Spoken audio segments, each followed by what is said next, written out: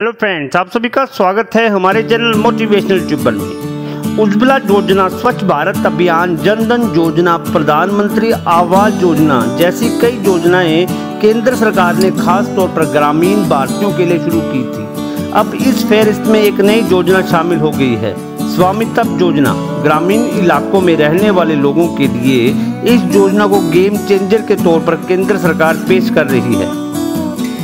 आइए जानते हैं क्या है स्वामित्व योजना। भारत के गांव में एक बड़ा हिस्सा ऐसा होता है जिसे आबादी इलाका कहा जाता है।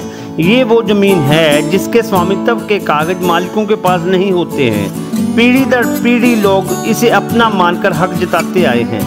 ऐसी जमीन पर मालिकाना हक के लिए काफ़ी झगड़े भी होते हैं, लेकिन आज़ादी के बाद से अलग अलग राज्यों में ऐसे आबादी इलाकों में पड़ने वाली ज़मीन का ना तो कभी सर्वे कराया गया और ना ही इसे लीगल कागज तैयार करने की कोई पहल की गई। राज्यों को इस जमीन पर बने घर का प्रॉपर्टी टैक्स भी नहीं मिलता है। हालांकि इसी से मिलती जुलती एक पहल उड़ीसा और तमिलनाडु सरकार ने की थी, लेकिन राष्ट्रीय स्तर पर ऐसी कोई कोशिश अब तक नहीं हुई है।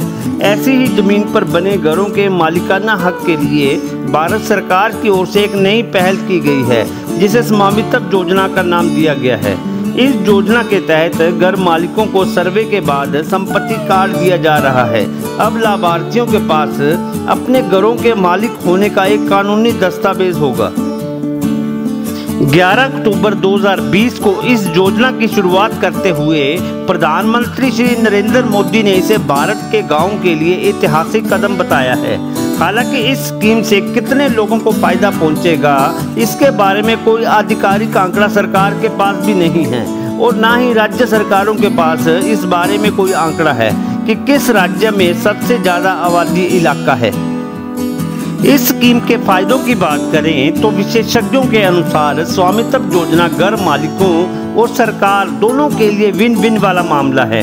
अब संपत्ति कार्ड मिलने से लोग इसे दिखाकर बैंकों से कर्ज ले सकेंगे। राज्य सरकारें चाहे तो उन इलाकों में सर्कल रेट तय कर सकती हैं। जमीन की खरीद और बिक्री आसान हो जाएगी। इससे सरकार को राजस्व का फायदा होगा। इसका इस्तेमाल लोकल एरिया डेवलपमेंट में भी किया जा सकता है। अब इस योजना के बाद उम्मीद जताई जा रही है कि इससे प्रॉपर्टी टैक्स में भी इजाफा होगा। हरियाणा, कर्नाटक, मध्य प्रदेश, महाराष्ट्र, उत्तराखंड और उत्तर प्रदेश के लगभग 1 लाख लाभार्थियों को उनके घरों के कानूनी कागजात सौंपकर गए रविवार को इस योजना की शुरुआत की गई है।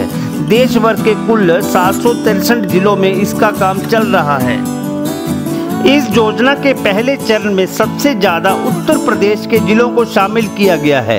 यूपी के 346 जिलों में इस योजना के लाभार्थी हैं। उसके बाद हरियाणा का नंबर आता है, जहां 221 जिलों में इस तरह का सर्वे कराया गया है। महाराष्ट्र सरकार ने इसकी शुरुआत केंद्र से पहले ही कर दी थी और वहां के 100 जिलों में ये सर्वे हो चुका है।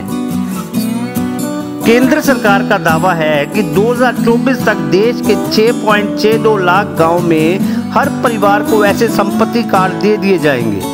हिंदुस्तान टाइम्स की रिपोर्ट के मुताबिक आबादी इलाकों में इस तरह की जमीन पर बने घरों में 40% मामले झगड़े फसाद में फंसे हैं और मामले अलग अलग अदालतों में लंबित हैं। अब तक ऐसा सर्वे क्यों नहीं हुआ? जानकारों की राय में आबादी इलाकों में आने वाली जमीन बहुत ही छोटे छोटे साइज की होती थी और सर्वे कराने में खर्च उससे कहीं अधिक आता है। सरकारों को ये कभी फायदे का सौदा नहीं लगा, लेकिन अब नई तकनीक के जरिए इस तरह के सर्वे कराए जा रहे हैं, जिसमें ड्रोन का इस्तेमाल कर जमीन की मैपिंग की जा रही है। इसके अलावा झगड़ा, फसाद और विवाद होने पर कोर्ट कचहरी और मुकदमे में वक्त बेकार होने का झंझट अलग था। आइए जानते हैं कैसे होगा संपत्ति का सर्वे।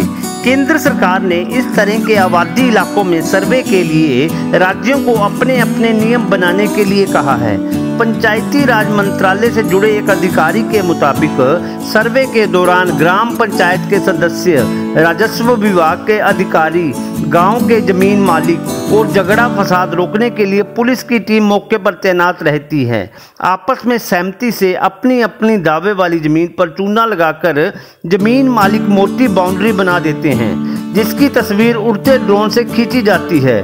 इसके लिए गांव के कई चक्कर ड्रोन को लगाने होते हैं ताकि हर एंगल से तस्वीरों का मिलान किया जा सके। और कंप्यूटर की मदद से जमीन का नक्शा तैयार किया जा सके।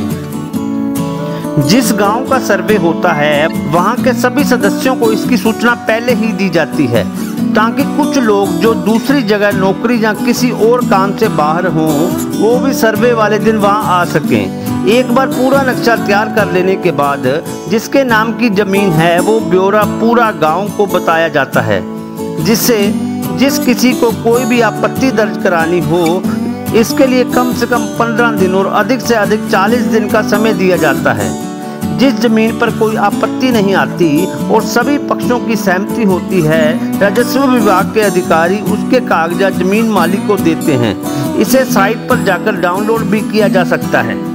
ऐसे घरों के मालिकाना हक के लिए राज्य सरकारें चाहें तो इसके लिए अपने अलग अलग कानून बना सकती हैं।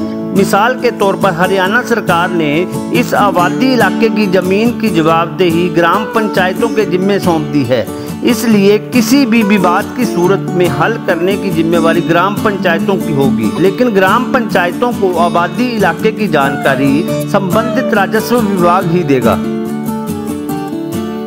सभी राज्यों में ये काम सर्वे ऑफ इंडिया के साथ मिलकर किया जा रहा है। फिलहाल स्वामित्व योजना के जरिए कराए जा रहे सर्वे का सारा खर्च केंद्र सरकार उठा रही है। पहले वित्तीय वर्ष में इसके लिए केंद्र सरकार ने तकरीबन 80 करोड़ रुपए बजट का प्रावधान रखा है।